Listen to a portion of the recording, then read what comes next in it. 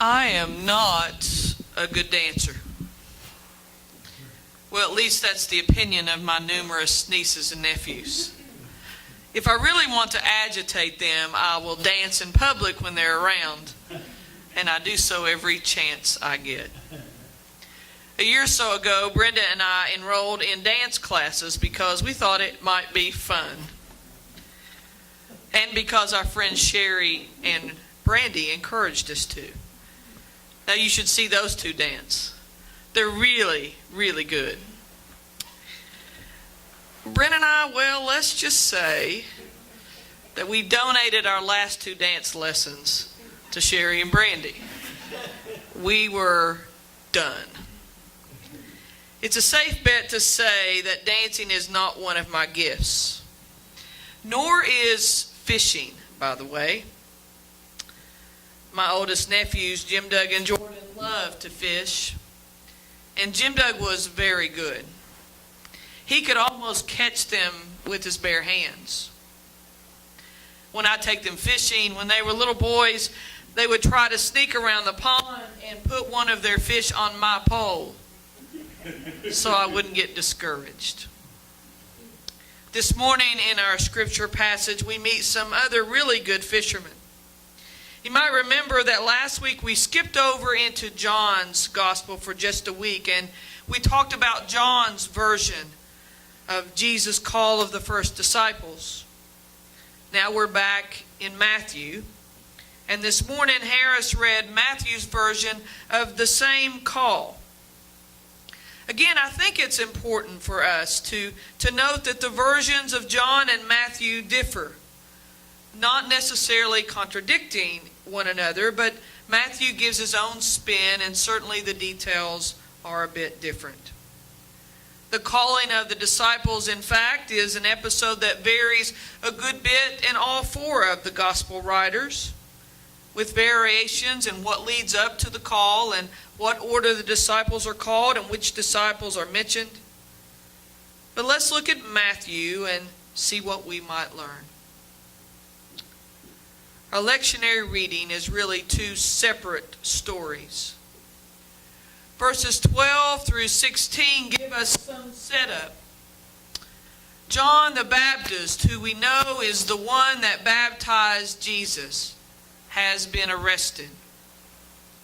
Now, our scripture doesn't say why, but most assume that he's been arrested because he is preaching messages that are contrary to the political authorities' demands.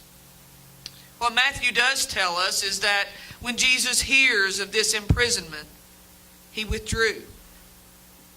But it doesn't say why. There are a lot of assumptions we can make here, is there not? Maybe he was afraid. Maybe Jesus was sad. Maybe he was even more determined. Maybe he had to get away to gather his thoughts, for he must have been thinking, hey, they arrested John. I must be next. Jesus withdraws a bit. Matthew doesn't say how long. But Jesus comes back, it seems, with energy to make a difference in the world because he knew that that was his call. As we move into verse 15, the writer of Matthew does what he does a lot. He connects Jesus to the prophet Isaiah, a connection that the Jewish community would recognize. So Matthew quotes Isaiah's prophecy, promising that eventually those who are oppressed will be released, those in darkness will see light, those tossed aside would find hope. And for Matthew, the release, the light, and the hope was fulfilled in the life and ministry of Jesus. After this initial setup, Matthew moves into Jesus' ministry, and right off the bat, Jesus begins to ask people for help. That's a wake-up call for me. Jesus needed help, so who am I to think that I don't? Jesus didn't wave a magic wand to create change in the world. He didn't only rely on his great preaching or miracles or healings to persuade folks to consider a different way of life. He recognized that he needed some help, and then he went about finding it. And that will preach. First, he approached two fishermen brothers, Andrew and Simon, called Peter. Now remember last week in John's gospel had Jesus renamed Simon, Peter, but Matthew doesn't add that detail. Matthew just simply has these two brothers fishing, which was their livelihood, and Jesus walks by and makes a strange statement. Follow me, and I will make you fish for people. How odd. First of all, there's no indication that they even knew who Jesus was. Second, their whole lives depended on a successful catch. It's how they not only fed their own families, but how they made their living. Then this guy comes along and tells them to leave their jobs and fish for people. What a weirdo. We might think they would at least roll their eyes or perhaps grumble to one another. Who is this guy, and what in the world does he mean that we will fish for people? I mean, really? We've got to understand that we know who Jesus is, but in these stories, these folks did not. The story continues, and what we read next is something surprising. Well, at least it is to me. For the scripture reads, immediately they left their nets and followed him. Immediately. No discussion, no exit strategy from leaving their jobs, no chats with their wives or family on how it might impact them. Immediately they followed. Wow. They must have felt something with this call from Jesus, for it was a very drastic move. As the story continues, we find that Andrew and Simon Peter weren't the only good fishermen on Jesus' journey. He came upon two more brothers, James and John, who were in the boat with their father, mending their fishing nets. This scene would indicate again that James, John, and their dad Zebedee were fishermen by trade. And with this story, Matthew ups the ante, because Jesus did the same thing. He called them. Now, we're not sure what he said, for those details are left out. I don't know. Maybe he used the same line as he did with Andrew and Peter, since it obviously seemed to be a good sales pitch and worked. But whatever he said to John and James, not only did they leave the boat immediately, but the text is careful to point out that they also left their father to follow Jesus. Now, this isn't just some text to fill a page. Matthew is very intentional here. In the ancient community, a father was revered and respected. It was a very patriarchal society, and a father passed down to his sons his land, his livestock, and his job trade. It would have been very unusual for not one but two sons to walk away from their jobs, but more importantly here, their father, which is intended to point out that they left everything, including their families, to follow the call that they heard from Jesus. Okay, so first off, Jesus used an odd sales pitch. And then he has two sets of brothers who not only bite, no pun intended, but also leave everything to follow his call. Andrew, Peter, James, and John left their livelihoods, their families, their friends, everything to follow God's call. And it doesn't seem that they were bad fishermen. They apparently were pretty good, since it was their trade. It occurs to me then that Jesus asked them to leave what they knew best, to do something they had no idea about, fish for people. I am really not good at dancing. But I'm blessed with a pretty good ear for music.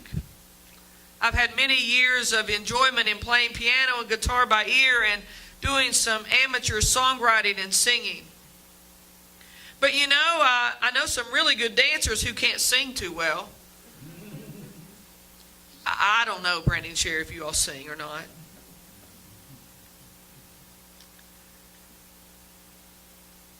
And yet, what I think this story is about is discerning God's call for our life, aside from what we do best. It's about having the guts or the will, and maybe a little bit of both, to first open our ears and then step into God's plan for our lives, even when it doesn't make any sense and it's not what we do best. Jesus didn't just call the disciples to follow. He called them to do something different with their life. He called them away from their comfort zones, from their business success, from their natural talents, and he asked them to follow. They did not have a clue what they were going to be asked to do. And because we know how the story unfolds with Jesus' life, we can look at them and ask, maybe they should have asked a few more questions. But they didn't. These fishermen didn't pause to think. They didn't consult their families. They didn't check their bank balances. They followed. Period. Friends, this was a radical call and a radical response. And frankly, more times than not, I'm not sure I'm up to that task.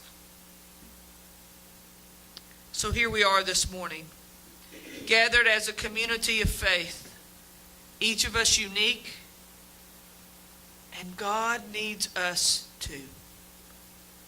Not just when it's convenient, not just for things we're good at. God might be calling us to uncharted waters. I like how Roger Nishoka summarizes the response of Andrew, Peter, James, and John. And I quote, "It would seem that these four who were already in a worthy vocation had restless hearts. So restless that when they heard Jesus call to them, they could do nothing else but leave everything behind and follow. Perhaps they were simply responding to what had already been imprinted on their souls from birth, the knowledge of the voice of God. So when they heard the voice, all they could do was follow." How is your heart this morning? How's your heart? Are you where you're supposed to be in terms of answering God's call for your life? There are a lot of competing voices that call us, and it can be complicated to discern God's voice. One way to do this is to examine the person behind the voice to see if it's consistent with the God who's revealed to us in Scripture and through our experience. God might be asking me to dance, or you to sing, or something else that either of us might not be familiar with or comfortable doing. Yet God calls us out of ourselves and what we think we can do or what we think we can be, and into all God knows we can be. Indeed, to all we are created to be. Last week in John's Gospel, Jesus said, "Come and see." And today in Matthew's version, Jesus says, "Follow me." God has called us, and not just by name, but to a special purpose. When we find and claim our own vocation, that which fulfills us and creates good in the world, we are freed from the bonds of what others expect from us or claimed for us. And none of us are exempt from the calling of God which is ongoing. You may be retired. Well then, what is God calling you to do now with all your wisdom? You may be differently abled. How might God use your experience with living with some restrictions to give witness to others? You may be unsure of what vocation to claim. When's the last time you opened yourself to God's possibilities for your life? Vocation is more than what we do. It is about, at its core, who we are. Discipleship comes in many and sometimes unlikely forms. William Perky is credited with a saying that I'm sure many of you have heard before. Dance like no one is watching. Love like you'll never be hurt. Sing like no one is listening. Live like it's heaven on earth. Sounds pretty similar to Jesus, who called the disciples and indeed calls us. Come and see. Follow me to dance, to sing, to love, to live. Follow me even when, no, especially when you don't think you can.